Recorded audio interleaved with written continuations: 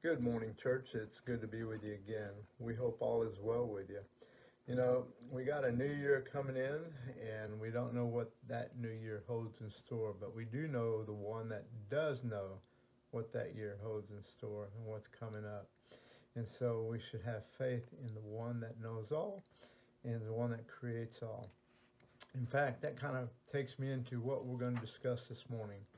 Waiting in faith. That's the title if you want a title for this particular devotion.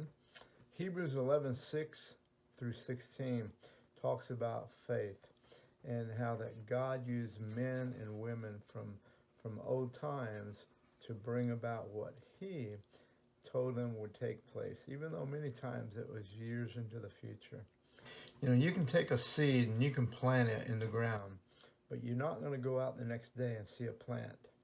It takes time. It takes faith, knowing that seed is going to germinate and create a plant. And so that's the same way with God, you know. God gives us details of what's going to happen in the future, but yet it may not happen for years to come.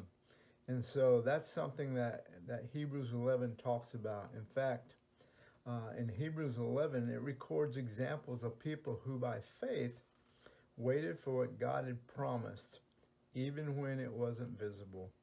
In fact, Noah continued building an ark despite of the many intervening years until the predicted flood. In Hebrews 11:7, it tells us, by faith, Noah, when warned about the things not yet seen, in holy fear, built an ark to save his family. But his faith he condemned, by his faith he condemned the world and became heir of the righteousness that comes by faith. And so we see how that Abraham believed God and Noah before that believed God. And so do we believe God when he tells us something? In fact, Abraham looked forward to the land that God promised, even though the fulfillment did not take place during his lifetime. And in Hebrews 11:8, 9, and 10, it tells us, by faith, Abraham, when called to go to a place he would later receive as his inheritance, he obeyed and went, even though he did not know where he was going. By faith, he made his home in the promised land like a stranger in a foreign country. He lived in the tents, as did Isaac and Jacob, who were heirs with him of the same promise.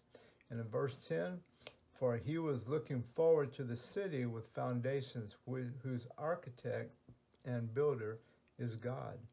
And so Abraham looked forward to the land that God promised him, even though it was many years into the future.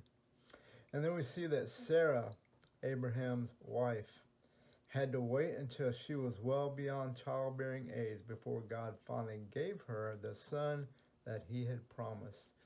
In Hebrews 11:11 and 12, it says, by faith Abraham, even though he was past age and Sarah herself was barren, was enabled to become a father because he considered him faithful who had made the promise. And so from this one man, he as good as dead, came descendants as numerous as the stars in the sky and as countless as the sand on the seashore. So you see, God made a promise, and God fulfilled that promise even before Abraham could even realize the fulfillment of that promise. Yet he believed God. If we expect God to work according to our timetable, we're likely to be disappointed. The people mentioned in Hebrews had to wait many years. In fact, some of the promises made to them won't be fulfilled until after Christ comes back. The Lord doesn't wait or work like a gumball machine. We can't cash in a promise and assume the fulfillment will pop out. Ours is a long-term or long-time walk by faith. Do you believe God? Do you understand his promises and what he has promised for you and I as his children? Heavens to come. How about your faith in what Christ did on the cross? Have you trusted him for your salvation? If not, why don't you say, Lord, I understand you sent your son to die for me. I understand eternal life is something that you give freely because you paid the price through your Son. Lord, thank you for that. I take it by faith. I believe that Jesus paid for my sin, and I want to trust him to get me to heaven. I finally understand eternal life is not based on how good I am, because I could never be good enough because I'm a sinner.